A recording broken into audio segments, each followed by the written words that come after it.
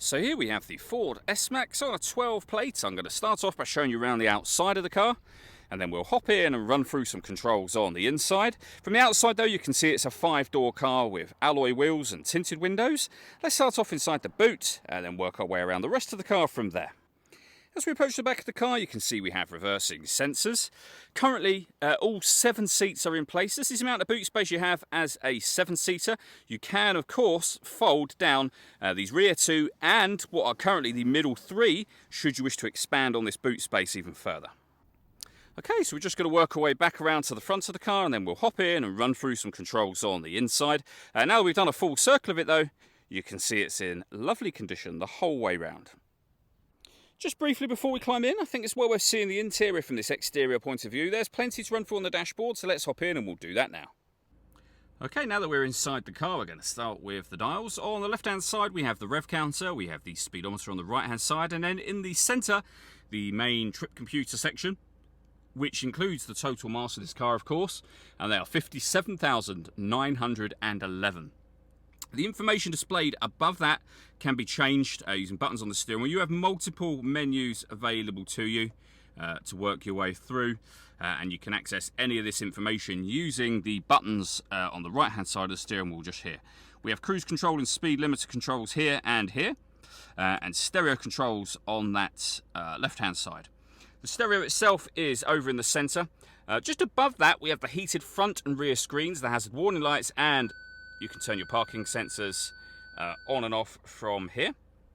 The main screen itself has a few physical buttons down the right and left hand sides, but essentially it all becomes touchscreen when you need to access anything on the screen itself. As you can see, we have satellite navigation for the car. Really nice, easy system to use. We've got radio, of course, and you can access your FM, medium wave and long wave radio from here. You've got a CD player and auxiliary input as well, and if you hit the phone button, this is where you'll pair up the phone for the vehicle. And if I pop it into reverse, you'll also see a full colour reversing camera, and these guidelines that show you what direction the car is headed in relation to the image being shown on the screen. Beneath that, we then have the climate control for the car, so you can adjust the temperature for the passenger, temperature for the driver. You can see them adjusting on the screen as you make those adjustments. You can increase and decrease the fan speed. You can determine what direction you'd like the air to be distributed in. And when you're happy with those settings, you can turn your air conditioning on and off from here, or hit auto. The car will now take control of the fan speed and the direction of the air to maintain the temperatures you've asked for. Any manual adjustment will override auto straight away again for you. We have some storage just inside here and a 12-volt charging socket and a 6-speed manual gearbox as well. And down the bottom here, we have our heated seats, which you can adjust accordingly. You can adjust, as I say, the heating, and these seats are air conditioned as well. So you can go from cool to hot should you wish to on either seat just there.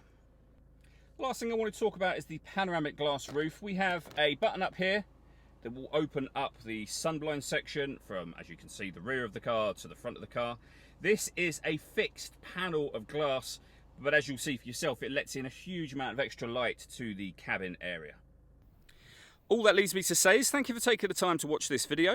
If you'd like to come and see the car for yourself and have a test drive, please feel free to give us a call here at West Horsley Motors. We'd love to hear from you soon.